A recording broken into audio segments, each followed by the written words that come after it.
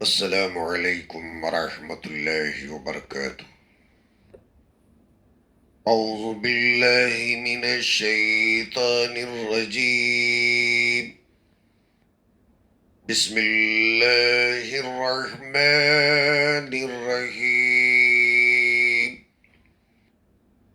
فاصبر لحکم ربک ولا تکن كصاحب الحوت إذ نادى وهو مكظوم لولا أن تداركه نعمة من ربه لنبذ بالعراء وهو مذموم فاجتباه ربه فجعله من الصالحين وَإِن يَكَادُ الَّذِينَ كَفَرُوا لَيُزْلِقُونَكَ بِأَبْصَارِهِمْ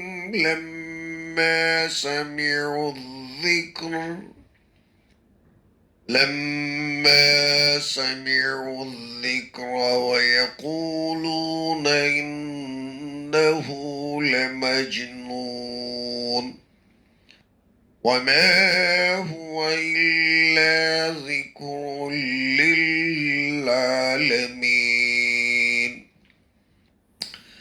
صدق اللہ العظیم۔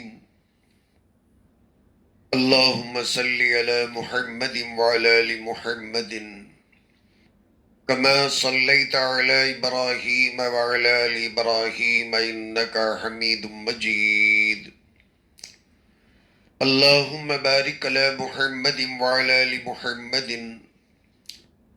كما باركت على إبراهيم وعلى آل إبراهيم إنك حميد مجيد۔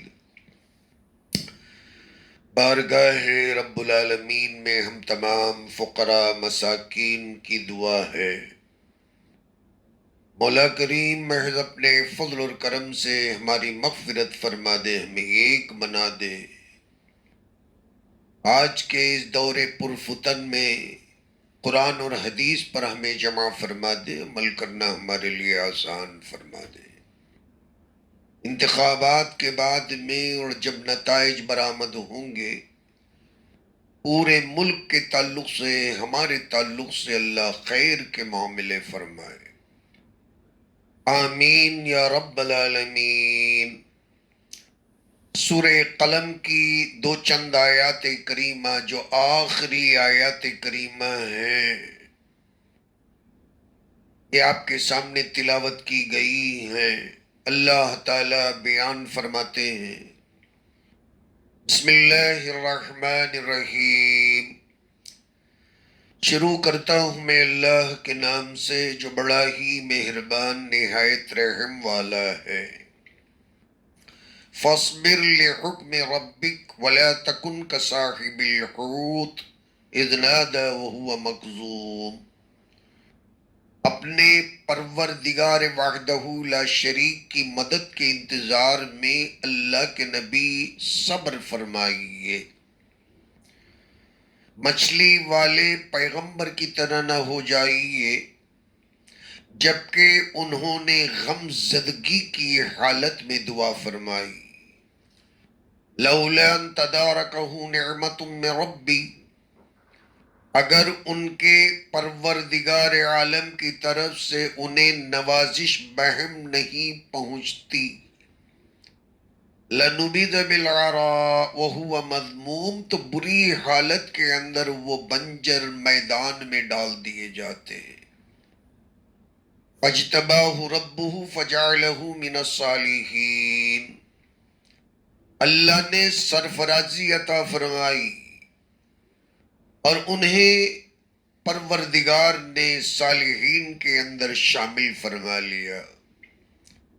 وَإِن يَكَادُ الَّذِينَ كَفَرُوا لَيُزْلِقُونَكَ بِأَبْصَارِهِمْ، یقیناً کوئی شک نہیں کہ کافری کرنے والے آنکھوں سے اللہ کے نبی آپ کو پھسلا دینا چاہتے ہیں۔ لما سمعوا الذکر ویقولون انہ لمجنون، جب کبھی یہ لوگ قرآن مجید کو سنتے ہیں ایک آواز ہو کر کہہ دیتے ہیں کہ یہ تو پاگل ہو گئے ہیں۔ وما هو الا ذکر للعالمین، حقیقت یہ ہے کہ یہ کلام مجید پورے عالم کے لیے، سارے جہانوں کے لیے سراپا نصیحت ہے۔ ان آخری آیات میں اللہ تعالیٰ نے امام الانبیاء صلی اللہ علیہ وسلم کو صبر کا حکم کرتے ہوئے حضرت یونس علیہ السلام جیسے بہت بڑے پیغمبر سے موازنہ فرمایا۔ یونس علیہ السلام کا قصہ، مچھلی کا قصہ بچہ بچہ جانتا ہے۔ قرآن کے اندر جگہ جگہ اللہ تعالیٰ نے اس کا تذکرہ فرمایا، بڑا ہی سبق آموز واقعہ ہے۔ یونس علیہ السلام اپنی قوم سے غضبناک ہو کر، غصے ہو کر، قوم سے ناراض ہو کر، علیحدہ ہو کر دوسری جگہ ہجرت کرنے نکل پڑے۔ بستی کو چھوڑ چکے، لدی ہوئی کشتی کے ہاں پہنچ گئے۔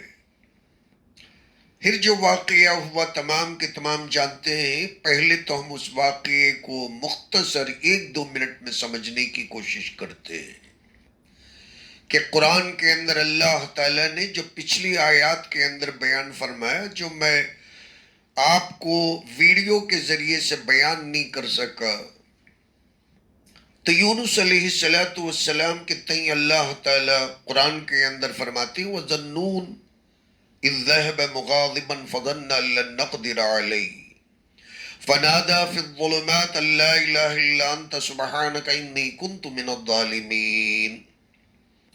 اور مچھلی والے پیغمبر جب کہ یہ اپنی قوم سے ناراض ہو کر، غصے ہو کر، چراغ پا ہو کر نکل پڑے، اور انہوں نے یہ خیال کر لیا کہ ہم قابو نہیں پائیں گے،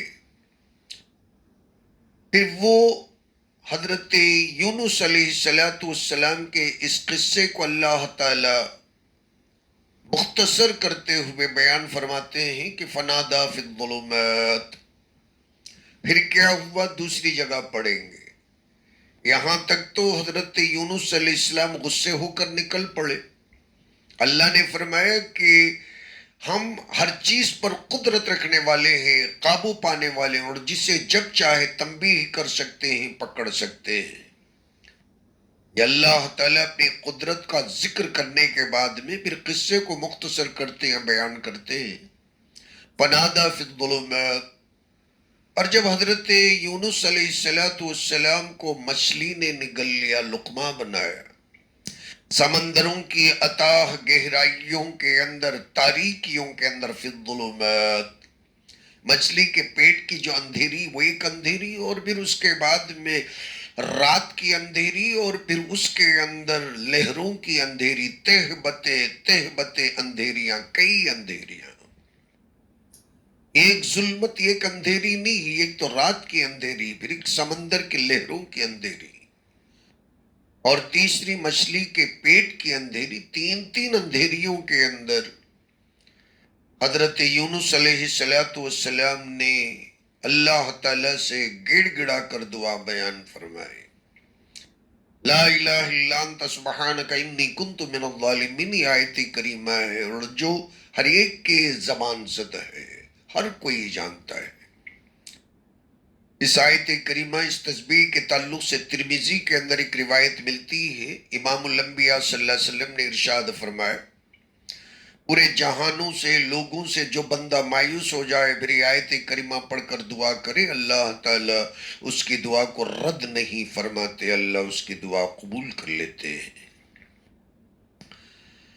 فَاسْتَجَبْنَا لَهُ وَنَجَّيْنَاهُ مِنَ الْغَمِّ وَكَذَلِكَ نُنْجِي الْمُؤْمِنِينَ۔ اللہ فرماتے ہیں پھر ہم نے ان کی دعا قبول کر لی اور انہیں غم سے نجات عطا فرمایا، اور ایسے ہی ہم ایمان والوں کو خلاصی عطا فرماتے ہیں۔ یونس علیہ السلام لا الہ الا انت سبحانک انی کنت من الظالمین مسلسل جب پڑھتے جا رہے تھے، آسمانوں پر جب فرشتوں تک یہ آواز، غمگین آواز پہنچ رہی تھی، فرشتوں نے پروردگار وحدہ لا شریک سے سوال فرمایا، گزارش کی کہ مولا یہ کون سی آواز ہے جو اتنے دردناک پہنچتی ہے؟ کوئی بندہ ہے آپ کے اس عالم کے اندر، جہان دنیا بو کے اندر، رنگ و بو کے اندر، دل سے پکارتا ہے جس کا دل چور چور ہو گیا ہے؟ آخر وہ کون سا بندہ ہے؟ اللہ نے فرمایا کہ کیا تم جانتے نہیں کہ یہ وہی بندہ ہے جو یونس علیہ السلام ہے؟ فرشتے حیران رہ گئے، پھر تو سفارش کرنے لگے کہ مولا یونس علیہ السلام تو آپ کے مقربین میں سے ہیں، نیکوکار بندوں میں سے ہیں، عظیم الشان پیغمبروں میں سے ہیں، ان پہ تو رحم فرمائیے۔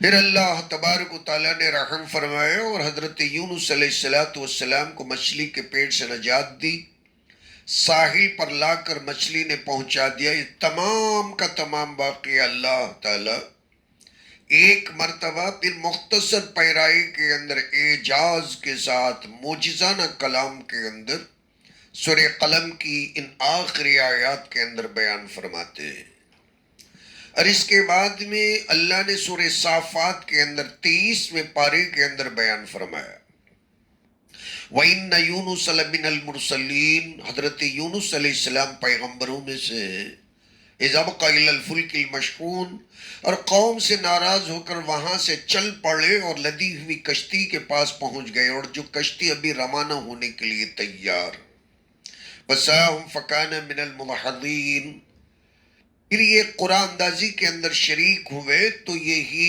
الزام دہ ثابت ہوئے، انہی کے اوپر الزام لگا کہ یہی فرار اختیار کر کے آئے ہوئے ہیں۔ جتنے بار قرآن، جتنے بار لاٹری نکالی گئی، اتنے مرتبہ چٹھی کے اندر یونس علیہ السلام ہی کا نام نکلا۔ فَالْتَقَمَهُ الْحُوتُ وَهُوَ مُلِيمٌ، پھر تو یونس علیہ السلام جو اوور لوڈ سمجھتے تھے وہ ملامت کرتے ہوئے چھلانگ لگا دیے۔ آپ کی جرت کو، آپ کے ایمان کو ہم سلام کرتے ہیں کہ ایک تو وہ قوم سے ناراض ہو کر آئے، اور یہاں پہنچنے کے بعد میں سختی اور شدت کے ساتھ انہیں احساس ہوا کہ مجھے ایسا نہیں کرنا چاہیے، جان کی بازی لگا دی، مگر اللہ کی ذات پہ بھروسہ رکھا کہ بچانے والی ذات اللہ کی ہے، وہ خودکشی نہیں کرتے تھے۔ یونس علیہ السلام اور پیغمبر سے یہ خیال کرنا بھی کافری ہے۔ ایمان کا خیر منانا چاہیے کہ کوئی پیغمبر خودکشی کرنے کا خیال کر لے، خودکشی کرنا تو حرام ہے، اور پیغمبر ان سارے باتوں سے، وسوسوں سے بالکل معصوم ہوتے ہیں۔ یہ ہم تمام مسلمانوں کا بچپن کا عقیدہ ہے۔ تو یونس علیہ السلام اپنے آپ کو ملامت کرتے ہوئے اپنے آپ کو دریا کے اندر بہا دیتے ہیں، چھلانگ لگا دیتے ہیں۔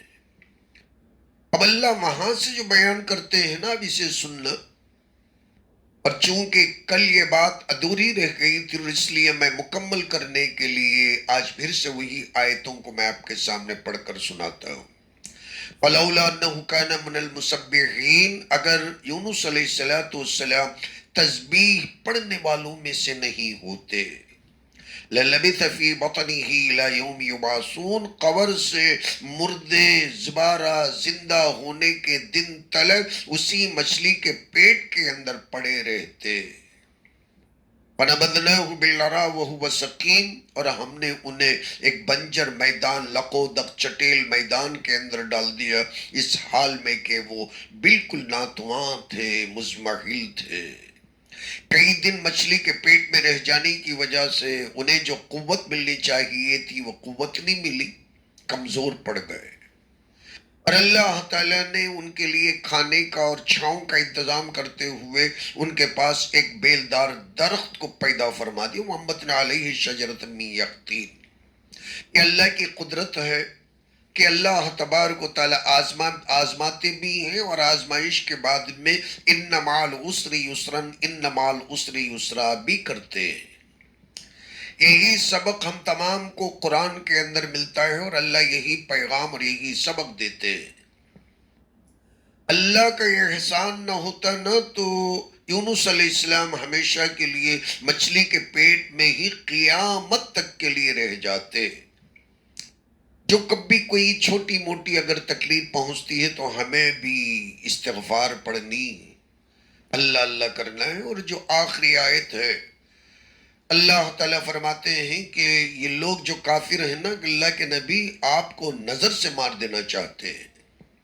اسلام کے اندر نظر حق ہے، نظر لگ جاتی ہے، انسان کی نظر انسان کو لگ جاتی ہے، کافر کی نظر بھی مسلمان کو لگ جاتی ہے اور مسلمان کی نظر بھی مشرک کو لگ جاتی ہے، کسی کی نظر کسی کو بھی لگ سکتی ہے۔ العین حق، یہ اسلام کا عقیدہ ہے، مسئلہ ہے۔ فرمایا کہ کافر نظر سے آپ کو مار دینا چاہتے ہیں اور جب کبھی یہ قرآن سنتے ہیں تو کہتے ہیں کہ آپ نعوذ باللہ پاگل ہو گئے۔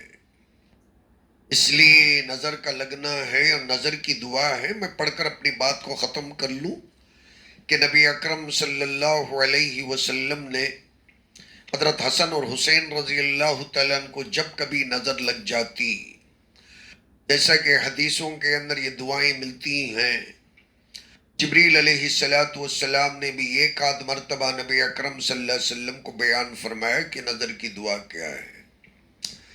اعیذکما بکلمات اللہ التامہ من کل شیطان وہامۃ من کل عین لامہ، ایک تو ایک دعا ہے، اور ایک دعا وہ ہے جو حضرت جبریل علیہ السلام نے سکھائی۔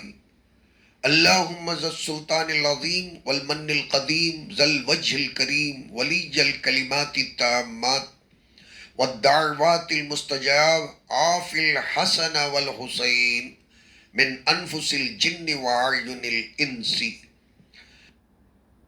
اس دعا کے اندر حسن اور حسین رضی اللہ تعالیٰ عنہ کے نام کا ذکر فرمایا۔ اس جگہ ہم اپنے بچوں کا نام لے لیں اور دعا پڑھ کر بچوں کو اگر دم کریں گے تو انشاءاللہ جو جس سے نظر لگی اللہ شفا عطا کریں گے۔ تو پرانے زمانے کے اندر لوگ نظر کے تعلق سے، بلکہ روایات میں آتا ہے کہ 3 دن بھوکے رہ کر ان لوگوں کو جان بوجھ کر نظر دیتے تھے تاکہ یہ بندہ جو حسین ہے تو بدصورت ہو کر مر جائے، مالدار ہے تو فقیر ہو کر مر جائے، خوشحال ہے تو بدحال ہو کر خستہ حال ہو کر مر جائے، خلاش ہو کر مر جائے۔ تو نبی اکرم صلی اللہ علیہ وسلم کے تعلق سے بھی یہ لوگ یہی پلان کرتے تھے کہ 3 دن بھوکے رہنے کے بعد میں پھر اندر سے مکمل طریقے سے طاقت کو، اپنے زور کو لگا کر نبی اکرم صلی اللہ علیہ وسلم کو نظر دے، اور نظر کو جیسے یہ جادو سمجھتے تھے، اور جیسے جادو کا ہونا برحق ہے نظر کا ہونا بھی برحق ہے۔ اور یہ ساری روایتیں ہمیں صحاح ستہ کے اندر ملتی ہیں۔ اللہ تعالی ہم تمام کو عمل کرنے کی توفیق عطا فرمائے، آمین۔ وآخر الدعوانا ان الحمدللہ رب العالمین۔